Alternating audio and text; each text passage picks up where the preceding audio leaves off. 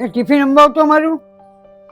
લ્યો તમારું ટિફિન. તારા હાથ તો કેટલા બધા ઠંડા છે. હું અત્યારે વાસણ ધોતી હતી ને એટલે ઠંડા હાથ થઈ ગયા. મેં તને કીધું તું ને કે તું વાસણ ધોવા વાળી કામે રાખી લે, કે તું જો આ ઠંડીમાં બીમાર પડી જાય તો.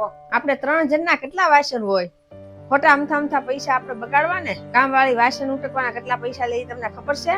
કાંઈ આપણે એવા ખોટા ખર્ચા નથી કરવા. ને તું ચૂલોય નથી હળગાવતી, નતર તને થોડીક રાહત મળે. કાંઈ ન થાય, તમે ચિંતા ન કરતા, હું હારી જ છું. આવી નાની મોટી વાતમાં તમારે કાંઈ ધ્યાનમાં નહીં રાખવાનું. ચૂલો હળગાવવામાં છે ને બહુ વાર લાગે, અને આપણે હાવ નજીક છે બારણા પાસે, તો પછી હળગાવું ને તો પછી ઘરમાં બધો ધુવાડો આવે. ઘરમાં ધુવાડો આવે ને તો પછી શ્વાસ એ નથી લેવાતો. એ તે સાચી વાત કીધી.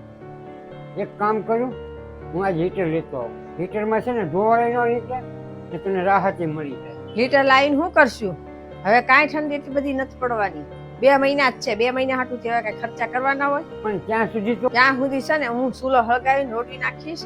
કાંઈ નથી લાવવું એવું હીટર પીટર ખોટા ખર્ચા નથી કરવા. હા.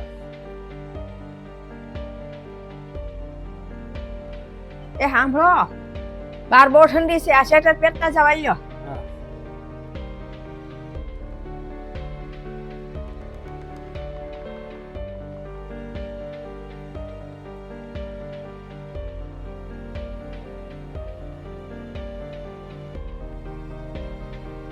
એ હું આવી ગયો છું. એ હા આવી.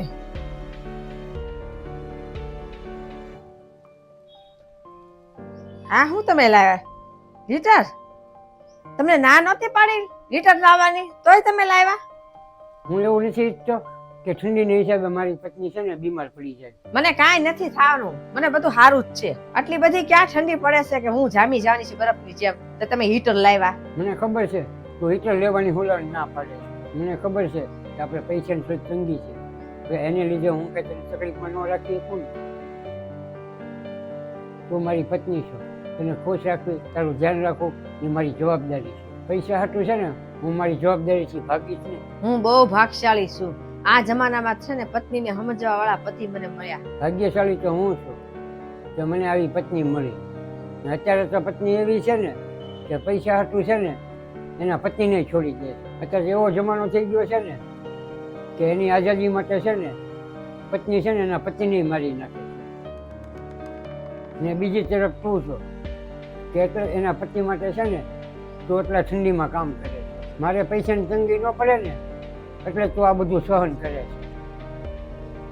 તું મારું ધ્યાન રાખે છો, ઘરનું ધ્યાન રાખે છો, છોકરાનું ધ્યાન રાખે છો, બાપુજીનું તું ધ્યાન રાખે છે. તારી જેવું કોઈ નથી.